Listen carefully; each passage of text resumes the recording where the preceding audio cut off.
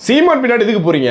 அவர் பின்னாடி போனால் வழக்கு தானே வரும், அவர் பின்னாடி போனால் பிரச்சனை தான் வரும், போலீஸ் கைது பண்ணுவாங்க, காவல்துறை வீடு பூந்து அடிப்பாங்க, எல்லா பக்கம் நெருக்கடிகள் வரும். இப்படி இருக்கும்போது சீமான் பின்னாடி எதுக்குப்பா போகிறீங்க அப்படின்னு நாம் தமிழர் கட்சிக்காரர்களை பார்த்து பொதுவாகவே எல்லா மக்களும் எல்லா நபர்களும் கேட்கக்கூடிய ஒரு வார்த்தையாக தான் இருக்கிறது. உண்மைதான். ஏன்னா நம்மளை பார்த்து அளவு கேட்குறாங்க, சீமான் பின்னாடி எதுக்கு போகிறீங்கன்னு. நாங்கள் ஒன்றே தான் சொல்லுவோம், ஆனால் சீமான் அவர்களை போல திராணி இருக்கக்கூடிய, தெம்பு இருக்கக்கூடிய, முதுகெலும்பு இருக்கக்கூடிய ஒரு அரசியல் தலைவர் தமிழ்நாட்டில் இல்லை அப்படிங்கிறத நம்ம சொல்லுவோம். பல இடங்களில் அண்ணன் சீமான் அவர்கள் அதை வந்து நாளுக்கு நாள் தினமும் நிரூபிச்சுட்டே இருப்பார். அதை தமிழ்நாட்டு அரசியல் களத்தில் யாருக்கும் அஞ்சாத, மக்களுக்காக மட்டுமே, அநீதிக்கு எதிராக மட்டுமே நிற்கக்கூடிய ஒரே தலைவர் அண்ணன் சீமான் என்பதை ஒவ்வொரு நாள் நிரூபிச்சுட்டே இருக்காருங்க. ஒன்றை சொல்கிறதா ரெண்டை சொல்கிறதா? நேற்று கூட, இன்றைக்கு கொடுத்த பேட்டியில் கூட, பத்திரிகை சந்திப்பில் கூட, சரி வாங்க அப்படி என்ன அண்ணன் சீமான் அவர்கள் பண்ணிட்டு இருக்காரு, உண்மையிலேயே நம்ம நாம் தமிழ் கட்சிக்காரனாக அண்ணன் சீமான் பின்னாடி நிற்பதில் எந்த இடத்துலலாம் நம்ம பெருமைப்படலாம் அப்படிங்கிறத, எல்லா இடத்துலையும் பெருமைப்படலாம், இருந்தாலும் நமக்கு ஒரு கர்வம் வரும்ல, அது எந்த மாதிரி இடத்துலலாம் வருங்கிறத இந்த வீடியோவில் நம்ம பார்க்க போகிறோம். அதுக்காக தான் இந்த பதிவு. உலகத்தமிழர்கள் அனைவருக்கும் வணக்கம். இது உங்கள் தென்னகம், நான் உங்கள் விஷ்ணு. தென்னகத்தை யாராவது சப்ஸ்கிரைப் பண்ண பார்த்தீங்கன்னா சப்ஸ்கிரைப் பண்ணிவிட்டு இணைந்தர்கள் தொடர்ந்து பயணிக்கலாம். இப்போ தான் வீடியோலாம் அடிக்கடி வரும். சப்ஸ்கிரைப் பண்ண மட்டும் இல்லாமல் அந்த பெல் இருக்குல்ல, அதையும் தட்டி வச்சுக்கோங்க. அப்போ தான் நான் வீடியோ போட்டோன்னே உங்களுக்கு வந்து நோட்டிஃபிகேஷன் வந்துடும், நீங்களும் அப்போ வந்து வீடியோ பார்க்க முடியும். பார்க்கலாம். போட்டுவிடுப்பா இன்ட்ரோவை. எவன்டா மூர்க்கமா சண்டை போடுவான்னு பார்க்குறான். இங்கே வர்றான், தென்னகத்துக்கு வரும்போதும் திணறான். விண்வெளி நாயகா என்று சொல்லக்கூடிய நம்ம விண்வெளி நாயகன் கமலஹாசன் அவர்களுக்கு நான் சொல்லுங்க, அவர் வரக்கூடிய தக் லைஃப்ங்கிற வரப்போகிற படத்தில் இந்த மாதிரிலாம் விண்வெளி நாயகன் அப்படி இப்படி சொல்லி வச்சு பேசிகிட்டு இருக்காங்க. அவர் வந்து விண்வெளி நாயகன் அளவுக்கு கொண்டு போயிட்டாங்க. சரி, விண்வெளி நாயகனாகவே இருக்கட்டுமே. விண்வெளி நாயகனுடைய படத்தை, தக் லைஃப் திரைப்படத்தை கர்நாடகாவில் ஓட விட மாட்டோம். என்ன பேசிட்டு இருக்காரு கமலஹாசன், ஒழுங்காக வாய வச்சுட்டு இருக்கணும், என்ன நினச்சிட்டு இருக்கீங்க நீங்கள் அப்படின்னு கமலஹாசன் அவர்களுக்கு மிரட்டும் துணியில் பல கன்னட இன வெறி அமைப்புகள் கண்டனம் கொடுத்து கொண்டிருக்கிறது. என்ன காரணம் உங்களுக்கு தெரியும் நினைக்கிறேன், இருந்தாலும் நானும் ஒருத்தர் சொல்கிறேன். அதாவது கமலஹாசன் அவர்கள் தக் லைஃப் என்ற ஒரு திரைப்படத்தை நடிச்சிருக்காரு. அவருடைய திரைப்படம் வெளிவர போகுதுன்னு சில நாட்களில் அதில் சிம்பு அவர்களும் எஸ்டிஆர் அவர்களும் நடிச்சிருக்காப்புல. அப்போ அதோடைய ஆடியோ லான்ச் நடக்குது. ஆடியோ லான்ச்சில் வந்து இவர் சிவராஜ்குமார் இருக்கார்ல, அவருக்கு வந்திருக்காப்புல. அங்கே இருக்கும்போது வந்து இந்த மாதிரி நாங்கள் ரெண்டு அண்ணன் தம்பி ஒன்றுக்கு ஒன்று மண்ணுக்கு மண்ணு அப்படிங்கிற மாதிரி அந்த மாதிரி துணியில் அதை தான் சொல்கிறான்னு சொல்லலை, அந்த மாதிரி துணியில் பேசிகிட்டு இருக்காரு. பேசிகிட்டு இருக்கும்போது தமிழும் கன்னடம் வெவ்வேறு இல்லை, தமிழிலிருந்து உருவானதானே கன்னடம் அப்படின்ற மாதிரி ஒரு வார்த்தையை போட்டு விட்டார். அது அவர் வன்மத்தோடு பேசுகிற மாதிரிலாம் தெரியல, அது உண்மையாக சொல்கிறாரு, ஒரு வரலாற்றை சொல்கிறாரு. நம்மளாம் சகோதரர்கள், நம்மளாம் ஒன்றுப்பா, நீ நானும் வேற இல்லைடா, ரெண்டு பேரும் ஒத்த உசுருடானுங்கிற துணியில் தான் பேசுகிறாரு கமலஹாசன். அப்போ இப்படி பேசிகிட்டு இருக்கும்போது இதை பார்த்த கன்னட அமைப்புகள்லாம் வேண்டெழுந்து, என்ன கமலஹாசன், என்ன உங்களுக்கு என்ன தெரியும், அது சித்தராமையெல்லாம் கர்நாடகா முதலமைச்சர் அவர்லாம் என்ன சொல்லியிருக்காரு, இந்த மாதிரி கமலஹாசன் அவர்களுக்கு வரலாற்று புரிதல் இல்லை அப்படின்ற மாதிரி சொல்லியிருக்காரு. அதாவது அறிவு இல்லைங்க, அறிவு இல்லாமல் நீ பாட்டை எதாவது வச்சுட்டு இருக்காருங்கிற மாதிரி தான் அதோடைய துணி. அந்த மாதிரி அவர் சொல்ல கடுமையான ஒரு கண்டனம்ங்கிறது கமலஹாசன் அவர்களை பார்த்து எழுந்தவனம் இருக்கிறது. இதற்கு நம்ம அண்ணன் உள்ளே வராப்புல, அண்ணன் சீமான் அவர்கள் உள்ளே வராங்க. உள்ளே வந்து கன்னட அமைப்புகளை பார்த்து சொல்கிறாப்புல, தம்பிகளா இந்த மாதிரி படத்தை விட மாட்டேன், கமலஹாசனை வந்து கன்னடாக்குள்ளே வந்து விட மாட்டோம் அப்படின்ற மாதிரி மிரட்டுற தொழிலாம் வேற எங்கேயா வச்சுக்கணும். இதே போல் நாங்கள் பண்ணால் கமலஹாசன் அவர்கள் சொன்னது என்ன தப்பாக சொன்னாரா, பொய்யா சொன்னாரா? வரலாற்று உண்மையை பல வரலாற்று அறிஞர்கள் சொன்ன தகவல் அடிப்படையில் எவனா வா விவாதம் பண்ணுமா, வரியா, உன்னுடைய கன்னட மொழி தான் பழமையான மொழினா ஆதாரத்தை அடுக்கி வரலாற்று அறிஞர்கள் சொன்னதெல்லாம் போய் நாங்கள் சொன்னதான் உண்மைங்கிறத நிரூபிச்சு நீ என்னென்ன பேசிட்டு போ. அதை விட்டுட்டு இவர் வரலாற்று உண்மையை சொன்ன கமலஹாசன் அவர்களை கர்நாடகாவில் வரவிட மாட்டோம், அவருடைய படத்தை நாங்கள் ஓட விட மாட்டோம்னு பேசுறதுலாம் சரியாக படல. திருப்பி நாங்கள் பண்ணோம்னா, நாங்கள் போராட்டத்தை முன்னெடுத்தோம்னா வேறு மாதிரி போயிடும் அப்படின்ற மாதிரி தொழிலில் அண்ணன் சீமான் அவர்களும் அறிக்கை வெளியிட்டிருக்காங்க. சரியான செய்கைங்க. இதில் இன்னொன்று குறிப்பிட்டிருக்காப்புல, இந்த மாதிரி கர்நாடகா முதலமைச்சர் சித்தராமையா எப்படி அவங்க இனத்துக்காரங்களுக்கு ஆதரவாக நின்று கமலஹாசன் அவருக்கு அறிவில்லைன்னு சொல்கிறார்ல, அப்போ நீங்கள் என்ன பண்ணோம்? உங்களுக்கு வரலாறு தெரியும்ல, தமிழ்நாட்டு முதலமைச்சர் தான் நீங்கள். உலகத்தினுடைய அனைத்து மொழிகளுடைய தாய்மொழியாக இருக்கக்கூடிய தமிழ் மொழியை இவர்கள் இந்த மாதிரி சிறுமைப்படுத்தி பேசுகிறார்களே, நீங்கள் என்ன பண்ணியிருக்கணும்? ஒரு வரலாற்று உண்மை என்னங்கிறத நீங்கள் ரெண்டு பேசியிருக்கணும்.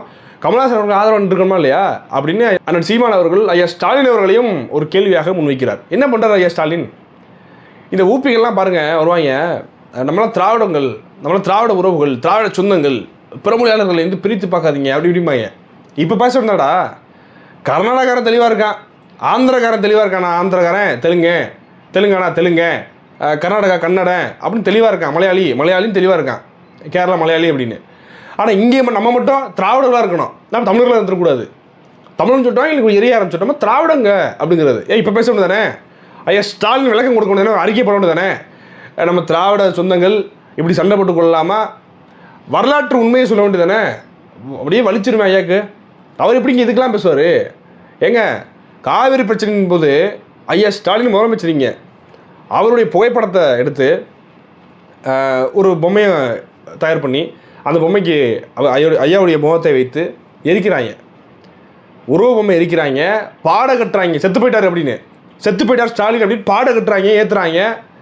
நாய் இருக்குல்ல, நாய் வாயில் கவ்வை கொடுத்து ஓட விடுறாங்க, செருப்பு கழட்டி அடிக்கிறாங்க. அந்த புகைப்படத்தில் ஒரு முதலமைச்சரை எவ்வளோக்கு எவ்வளோ அவமதிக்க முடியுமோ அத்தனையும் செய்தார்கள் கன்னட இனவரி அமைப்புகள். அப்பயே கோவப்படாதவர், அப்பயே தாவரங்களையும் பொத்தி கொண்டிருந்த இந்த திமுக ஊப்பிகள் இன்றைக்கி என்ன பிடிக்கிறாங்க, என்னத்தை பேசிடுவாங்க அவங்க, ஒன்றத்தை கிழிக்க மாட்டாங்க. அவங்க தெரிஞ்ச விஷயம் தானே. அவங்க முதலமைச்சரை கேவலப்படுத்தும் போதே வராது அந்த கும்பல். அன்றைக்கே ஸ்டாலின் அவர்கள் எந்த ஒரு காரணம் கொடுக்கல. நீங்கள் நினச்சா பண்ண முடியாதா? ஒரு முதலமைச்சரை இவ்வளோ கேவலப்படுத்துகிறாங்க, நீங்கள் அழுத்தம் கொடுத்தா எவெல்லாம் கேவலப்படுத்துகிறானோ அத்தனை பேர்த்து தூக்கி உள்ள வச்சுட்டு சட்ட நடவடிக்கை எடுத்துக்க முடியுமா? முடியாதா? ஏன் செய்யலை? அப்பயே வராதவங்க கமலஹாசன் வர போகிறாங்களா? இவர் சொன்னது வேறங்க, அவர் நட்பு துணியில் தான் பேசிகிட்டு இருந்தார் யார், கமலஹாசன் அவர்கள். உடனே அதுக்கு வந்து இவங்களுக்கு கோவம் வந்துருச்சான். ஏன்னா வரலாற்று உண்மை தானே சொல்லுவார். அதை நான் சீமான் அவர் கேட்குறாங்க, இவர் சொல்லுவது பொய்ன்னு நிரூபி பார்ப்போம். கமலஹாசன் அவர் சொன்னது பொய்ன்று நிரூபி, என்ன ஆதாரம் வச்சுருக்க கேட்குறாருல. இந்த மாதிரி கேட்பதற்கு திராணியோடு தெம்போடு முதுகெலும்போடு கேட்பதற்கு ஒரு கட்ஸ் வேணும்ல. கேட்பதற்கு தமிழ்நாட்டில் வேறு யார் இருக்கா சொல்லுங்கள்? தமிழ்நாட்டில் வேறு இந்த அரசியல் கட்சி தலைவர் இருக்கா? கமலஹாசன் அவர்களோட நம்ம வந்து முரண்படுறோம் அரசியல் ரீதியாக. ஆனால் இந்த விடயத்தில் அவர் பேசியது எந்த ஒரு தவறும் கிடையாது. அப்பா அண்ணன் சீமான் அவரும் நிற்கிறார். இங்கே மட்டும் இல்லை, விஜய் டவுனும் அடுத்து வியாசர்பாடியில் வந்து தீ விபத்து ஏற்பட்டுச்சு. தாவேகா நிர்வாகிகள்லாம் போயிட்டு அங்கே உதவுறாங்க. அப்போ காவல்துறை தரப்புலேருந்து 2 காவல்துறை அதிகாரிகள் பெண் நிர்வாகிகளை வந்து தாவேகா பெண் நிர்வாகிகளை தாக்கிறாங்க. அவங்க வந்து மருத்துவமனையில் சிகிச்சை பெறுறாங்க. பெரிய இஷ்யூமாகுது. தாவேகா தரப்புலேருந்து விஜய் அவர்கள் வந்து ஒரு அறிக்கை வெளியிடுறாரு, இந்த மாதிரி காவல்துறை எங்களுடைய கட்சி நிர்வாகிகள் பெண்களை வந்து அடித்து அச்சுறுத்தியிருக்காங்க அப்படின்னு. அங்கேயும் அண்ணன் சீமான் அவர்கள் போய் அதுக்கும் அண்ணன் சீமான் அவர்கள் தலையிட்டு காவல்துறை செய்தது தவறு அப்படின்னு தாவேகாவிற்கு ஆதரவாக நிற்கிறாங்க.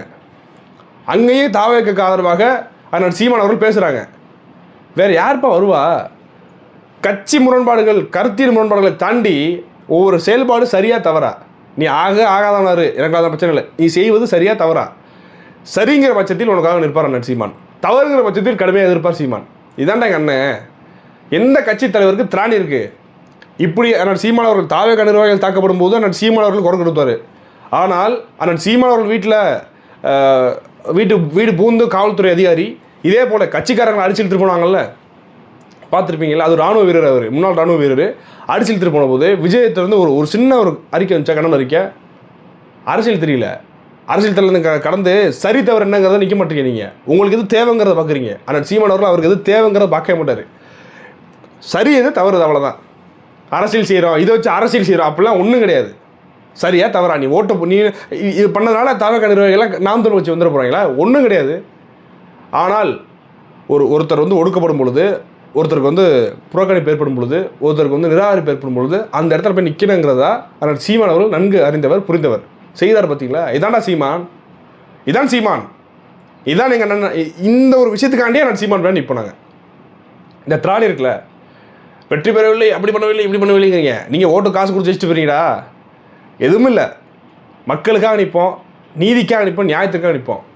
இந்த கன்னட இனவெறி அமைப்புகளை நாம் எப்படி பார்ப்பதென்றால், நம்ம ஒன்றும் இல்லை, நாளைக்கு சீமான் அவர்கள் அதிகாரத்தில் இருந்தார்னா, அதிகாரத்தில் இல்லாத போதே நம்ம எதிர்முட்டு முட்டுறோம்.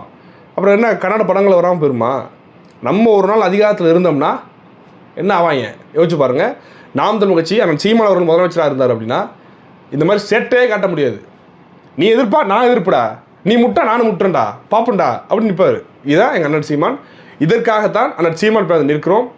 இந்த தைரியம் தமிழ்நாட்டில் எந்த அரசியல் கட்சி தலைவருக்கும் வரவில்லை. வந்தால் யாராக வந்தால் சொல்லுங்கள், பார்ப்போம். பார்ப்போம். இதை பற்றியே உங்களுக்கு கருத்து என்னங்கிறது கமெண்ட்டில் சொல்லுங்கள். நன்றி, வணக்கம்.